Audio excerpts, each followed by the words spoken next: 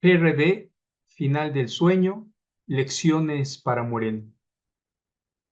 En días pasados, con la conclusión del cómputo de la elección del domingo 2 de junio, el Instituto Nacional Electoral notificó al Partido de la Revolución Democrática que perdería su registro nacional, tras no alcanzar, como lo indica la ley, al menos el 3% de la votación en alguna de las elecciones federales. Con datos del programa de resultados electorales preliminares, el llamado PREP, el PRD obtuvo apenas 1.9% de la votación total para la presidencia de la República. En el caso de la Cámara de Senadores solo obtuvo el 2.3% y para la Cámara de Diputados únicamente el 2.5%. En todos estos casos su votación apenas superó el 1.000.000 de votos. En el caso de la Ciudad de México, con datos también del PREP local, el ahora moribundo Partido del Sol Azteca obtuvo apenas 2.9% de la votación total emitida para la jefatura de gobierno y 3.6% para los diputados. Esto último ciertamente le garantiza conservar el registro en la Ciudad de México. ¿Cuál es la importancia histórica de ese partido para las izquierdas, así en plural, y para la llamada transición democrática en nuestro país? ¿Cómo entender que el otrora gran partido de la izquierda mexicana, que estuvo cerca de lograr la presidencia de la República al menos un par de veces, terminó recibiendo esa ínfima cantidad de votos? Pero sobre todo, ¿qué lecciones debe aprender Morena como partido y como movimiento de los errores del PRD para no terminar de la misma forma y así poder consolidar una segunda transición democrática? Más que estar contentos por su desaparición, la izquierda mexicana tiene en la muerte del PRD una oportunidad para la reflexión y la autocrítica. Así pues, sobre los anteriores cuestionamientos van tres reflexiones. La primera de ellas, que podríamos llamar del Partido Comunista Mexicano al Partido de la Revolución Democrática, la llamada transición democrática. Esta llamada transición democrática que nuestro país experimentó en el año 2000, cuando por primera vez pierde la presidencia de la República y, paradójicamente, la gana la derecha en la persona de Vicente Fox, no puede entenderse sino como resultado de un conjunto de hechos que lentamente fueron agrietando la hegemonía del Partido Revolucionario Institucional. En todos estos hechos, la izquierda tuvo un papel fundamental. Los movimientos de médicos y ferrocarrileros en la segunda mitad de los años 50, el movimiento estudiantil del 68, las dos vertientes de la izquierda que surgen tras la represión de ese 68, ambas en contra del régimen. Por un lado, los movimientos guerrilleros y por otro lado, los intentos de una parte de la izquierda por acceder al poder por la vía electoral. Izquierda que verá un primer gran logro con la obtención del registro oficial del Partido Comunista Mexicano allá por 1978. Pero también el movimiento urbano popular que surge tras los sismos de la Ciudad de México en 1985, o el movimiento estudiantil que entre el 87 y el 88 protesta contra los intentos privatizadores de la educación universitaria. Sin embargo, y aun con todo lo anterior, para que dicha hegemonía verdaderamente se rompiera, fue necesario que dentro del propio PRI se produjera una ruptura.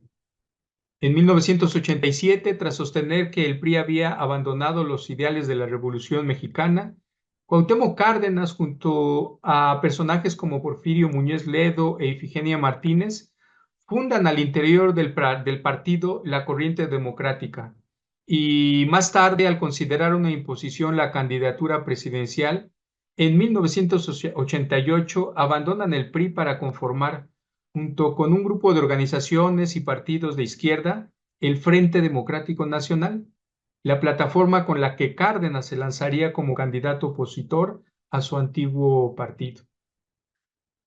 Tras el histórico fraude electoral de 1988, Cárdenas convoca a la formación de un nuevo partido político que dé continuidad a la lucha iniciada por el Frente Democrático Nacional. Así, el Partido de la Revolución Democrática surge en 1989 de la convergencia del ala más nacionalista del PRI con las diversas organizaciones, incluso de guerrilleros y de partidos de izquierda que tras un largo proceso de fusión, por primera vez parecían presentar un frente común electoral. El registro del antiguo Partido Comunista Mexicano, obtenido en 1978 después de una reforma electoral, que en principio heredó el Partido Mexicano Socialista tras la fusión del Partido Socialista Unificado de México de Arnoldo Martínez Verdugo y el Partido Mexicano de los Trabajadores de Eberto Castillo, ahora sería la herencia que la lucha de izquierda permitió el surgimiento del Partido de la Revolución Democrática. A partir de su creación, el PRD fue el partido que desde la izquierda abanderó las mejores causas sociales y de la mano de los principales dirigentes, de sus dos principales dirigentes, por supuesto, Cuauhtémoc Cárdenas y Andrés Manuel López Obrador, entre 1994 y el 2012, el partido compitió hasta 4 veces por la presidencia de la República, 5 si incluimos la elección y el fraude de 1988. Durante ese largo periodo, pasó de la persecución, la desaparición e incluso el asesinato de cientos de sus militantes durante el salinismo a gobernar solo o en coalición hasta 10 estados de la República, incluida la Ciudad de México, que gobernó desde 1997 con el ingeniero Cárdenas, hasta que en el 2018 la perdió frente a Morena con Claudia Sheinbaum. En el Congreso Federal, los mayores logros del partido los obtiene por ahí del 2006, pues en aquel año coloca 158 diputados y 36 senadores. Pero 35 años de vida partidista finalmente hicieron mella. Algunos hechos, a riesgo por supuesto de excluir muchos otros, que permiten entender el colapso del partido son los siguientes. Conforme el partido se burocratizaba, la deliberación pública, la crítica y la autocrítica fueron desapareciendo. Las corrientes de pensamiento, esas famosas tribus, corrompieron poco a poco a los dirigentes y a la militancia. Esas tribus se convirtieron en grupos de interés que se distribuían desde cargos de dirección, el partido y las candidaturas, es más, hasta los recursos económicos. El partido se convirtió en una bolsa de trabajo para la militancia y en cada proceso electoral el clientelismo se hacía presente. Segundo hecho, con el afán de mantener el control y las prebendas, el fraude electoral de 1988, que en principio dio origen a ese partido, ahora se practicaba en casa. Recordemos la elección interna de 2009, donde los chuchos alteraron paquetes electorales y rellenaron urnas para hacerse de la dirección del partido. A mediados del sexenio, tercera idea, a mediados del sexenio de Felipe Calderón, una parte de la dirigencia del partido buscó acercamientos con el gobierno, pese al fraude electoral con el que ese personaje se hizo de la presidencia y que llevó a la larga protesta en la Avenida Reforma y a la conformación del llamado gobierno legítimo con López Obrador a la cabeza. Cuarto hecho importante.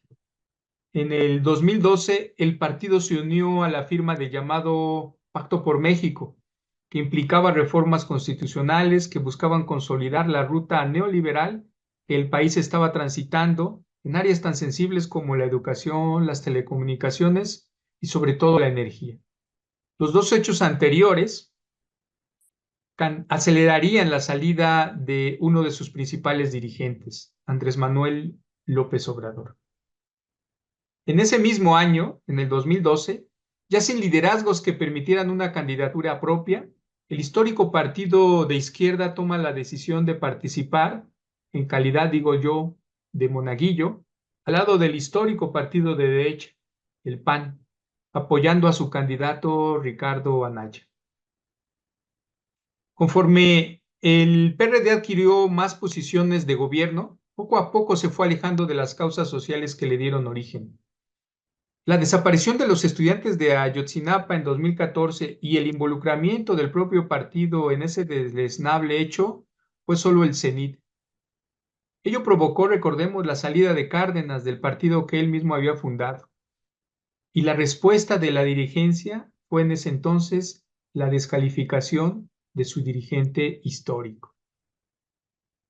En ese mismo 2014, la obtención de Morena de su registro formalmente provocaría un desfonde del partido. Eso provocó que finalmente, y una vez más, sin candidato propio y ya casi sin militancia, en el 2018 el partido de izquierda tomara la decisión de unirse ahora no solo con el partido de derecha, sino también con el PRI, su rival histórico. Su entrega a estos partidos y el viraje a la derecha que esto representó, sin duda sentenció al PRD a su desaparición. Pero, ¿qué lecciones nos deja la ruta perredista para el partido Moreno? Yo no festejo la desaparición de un partido que, al menos en sus orígenes, contribuyó con lo que hoy tenemos, la posibilidad de transformar el país desde la izquierda. Por el contrario, los hechos arriba mencionados me llevan a suponer que después del festejo del 2 de junio, lo que sigue es la reflexión profunda de lo que hasta ahora se ha hecho bien desde Morena para continuarlo, pero sobre todo lo que se ha hecho mal para corregirlo. Es ahora cuando el partido se encuentra en su mejor momento electoral desde su creación, cuando la autocrítica es necesaria. En este sentido van algunos cuestionamientos. ¿Qué tan cerca Morena está de las grandes causas sociales, esas mismas de las que se distanció el PRD en su momento?